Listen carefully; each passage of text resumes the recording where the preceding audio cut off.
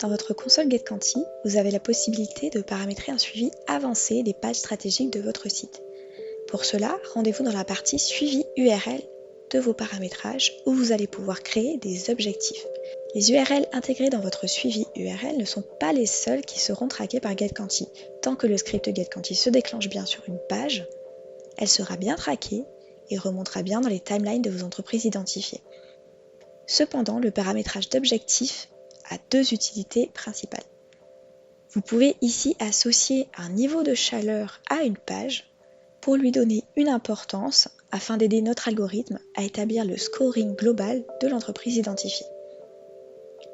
Vous pouvez également intégrer ces objectifs préalablement paramétrés dans des filtres ou des personas pour trier les entreprises selon leur parcours sur votre site web et ainsi prioriser les entreprises qui ont réalisé une visite intéressante, donc qui sont allées sur des pages importantes pour vous.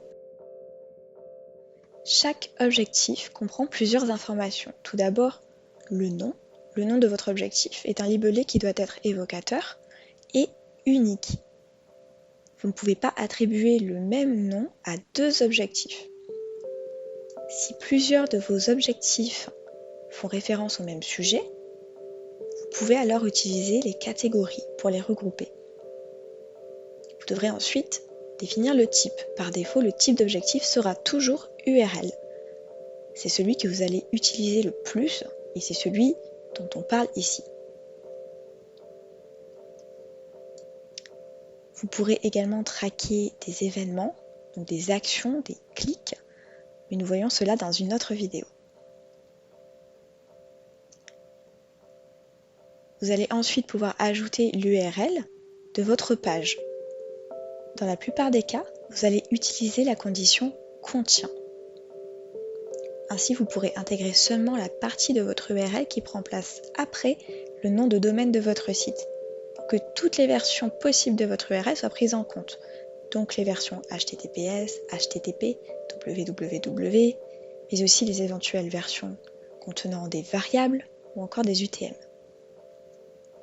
Dans certains cas spécifiques, c'est la condition « et » qui sera nécessaire. Par exemple, pour votre homepage, si vous utilisez la condition « contient », ce sont toutes les pages du site qui seraient concernées par l'objectif, donc qui déclencheraient cet objectif. Ce n'est pas ce que vous souhaitez. Donc ici, il faudra bien renseigner la condition « et » pour demander que ce soit strictement cette URL qui soit associée à l'objectif. Vous pouvez également décider de traquer non pas une page, mais un ensemble de pages au travers d'un même objectif, grâce à la condition « contient ». Par exemple, si vous souhaitez déclencher l'objectif « site FR » sur l'ensemble de vos pages en français et site EN sur l'ensemble de vos pages en anglais, ce sera très simple, il vous suffira alors de créer un objectif contient/fr et un autre objectif contient/en. Vous pouvez aussi imaginer distinguer les visites sur votre site versus les visites sur votre blog, etc. À vous d'adapter votre suivi URL selon vos besoins, selon l'organisation de votre site et selon vos process de traitement des données. Vous devrez ensuite associer une chaleur à votre objectif.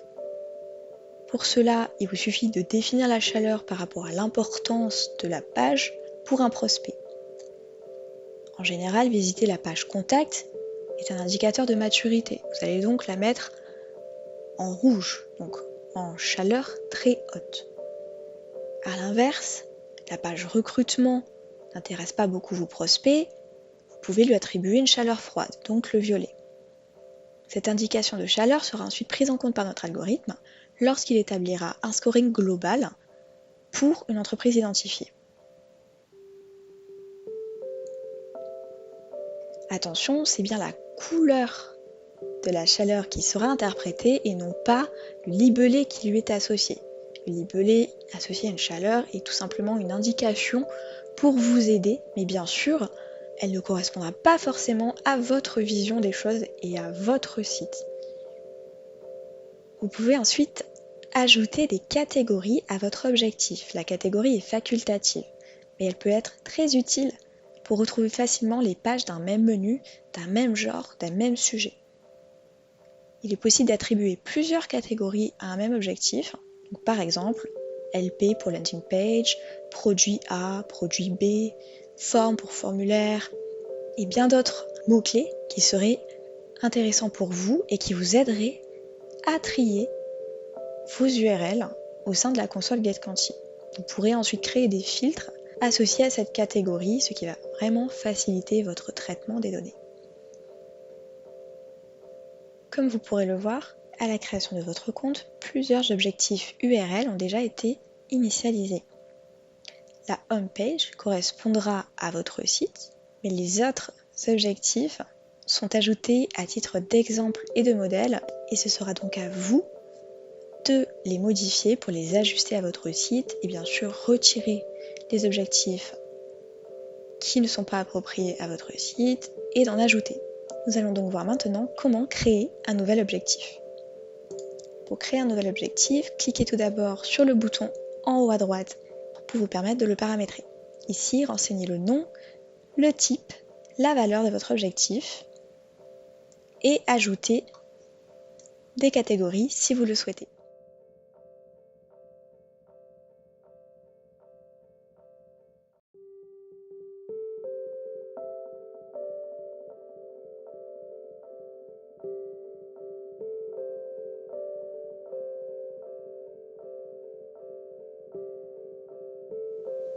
Il vous suffit ensuite de l'activer, puis d'enregistrer. Vous pourrez à tout moment décider de désactiver un objectif que vous n'utilisez plus ou d'en réactiver. Votre quota d'objectifs actifs dépend de votre formule d'abonnement et vous pouvez vérifier votre quota directement en haut de la page Suivi URL. Vous pouvez également modifier à tout moment un objectif pour par exemple lui rajouter une catégorie. L'ajout d'objectifs URL est rétroactif. Dans les 24 heures qui suivent son ajout sur votre console, l'objectif URL sera aussi rattaché aux visites antérieures à sa création. La seule condition est que le script se déclenche bien sur la page en question au moment de la visite. Vous pouvez supprimer très simplement un objectif URL. Cependant, s'il a été déclenché lors d'une visite, l'historique sera conservé. Ainsi, vous ne perdrez pas l'information, même lorsque votre site fait l'objet d'une évolution ou d'une refonte. N'oubliez pas également d'intégrer dans votre suivi URL les pages que vous souhaitez exclure de votre traitement des leads. Si vous souhaitez par exemple créer un filtre d'exclusion sur vos pages d'espace client, alors vous devrez les rajouter au préalable dans vos objectifs URL. Si vous souhaitez aller plus loin que le tracking de vos pages et traquer des clics via des événements, nous vous invitons à poursuivre avec la prochaine vidéo.